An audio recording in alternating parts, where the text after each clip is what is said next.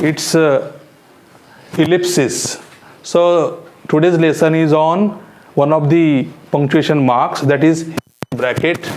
These three dots is called ellipsis in grammar, and it is very important because many learners don't know how to use, where to use this ellipsis, and again they don't know the number of the periods to use as ellipsis, right? This ellipsis is used to indicate omitted words in a quotation marks. If the words are omitted at the beginning of the quotation, only 3 dots are used. If the words are omitted in the middle of the quotation, again 3 dots are used. And if the words are omitted at the end of the quotation, again 3 dots are used. Means all the time only 3 dots, these 3 dots are used to indicate omitted words in the quotation. But if the quotation is a declarative sentence or imperative sentence, it takes 4 dots at the end of the quotation, and the last one, the fourth one, the last one, that is fourth one, functions as a full stop. I will explain with examples. I will explain this with example. Dear learners, look at these examples. Look at the first example. Dash dash dash, after hours of careful thought we weighted the bill. This is a quotation, and the initial words are omitted. In this quotation, first few words are omitted. We don't know which words are omitted, and when we want to indicate such omitted words, that time we use ellipsis. And again, when the words are omitted in the beginning of the quotation, only 3 dots are used, followed by a capital letter, followed by the word beginning with a capital letter, right? Actually this A should be capital, and again it should be in square bracket. It should be again in which bracket? Square bracket. Yes, only 3 dots are used and not more than that. Look at the second example. Again this quote, there it was ...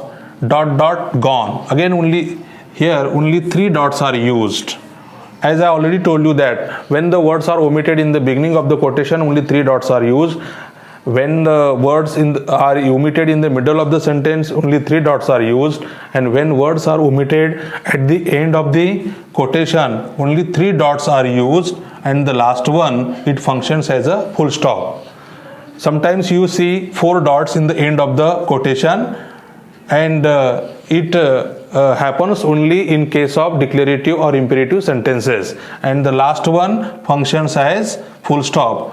Always there are only 3 dots as an ellipsis, which is used to indicate omitted words in quotations. So look at the second example. There it was, only 3 dots are used, right?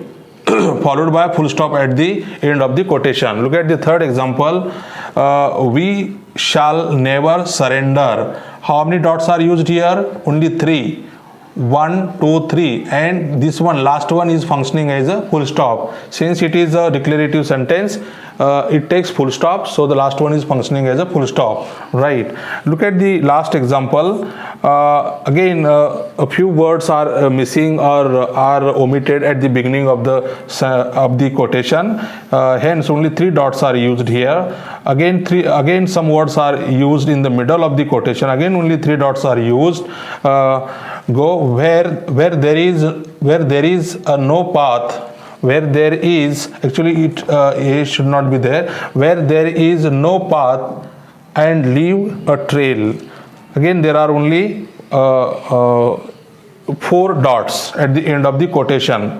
Why? Because this is declarative sentence and the last one is functioning as a full stop. So always use only 3 dots as what? as a ellipsis. It never takes more than 3 dots. And if the sentence is question or interrogative sentence or exclamative sentence, it takes exclamatory mark or question mark after 3 dots at the end of the quotation, right? So the rule is very simple. Let us see the next point. Dear learners, look at the board.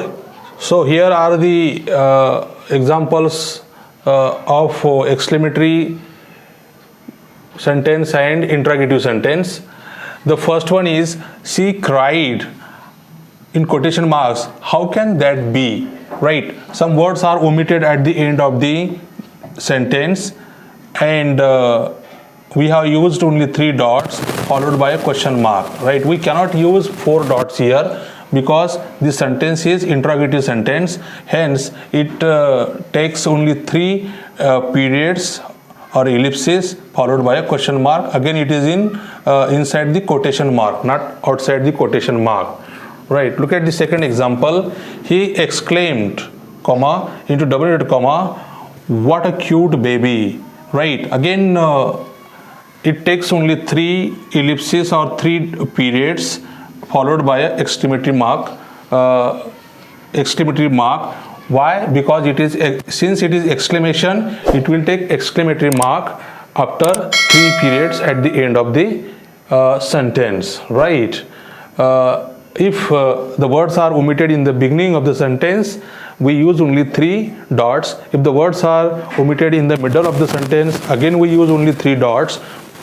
But if the words are omitted at the end of the sentence, we use only 3 dots and sometimes 4 dots. If it is declarative sentence or imperative sentence, it takes 4 dots, and if it is interrogative questions, it takes 3 dots followed by question mark, and if it is exclamatory sentence, it takes again 3 dots followed by exclamatory mark, right? So this is simple rule. So we cannot use more than 3 dots as a ellipsis, right? This is the rule.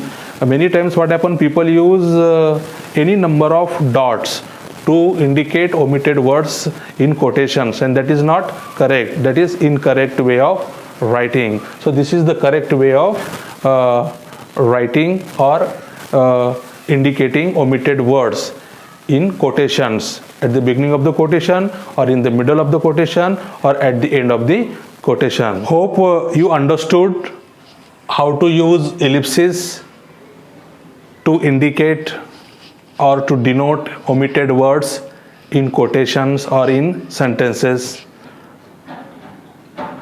If you have any doubt, any query, any question, always feel free to ask me on my personal number.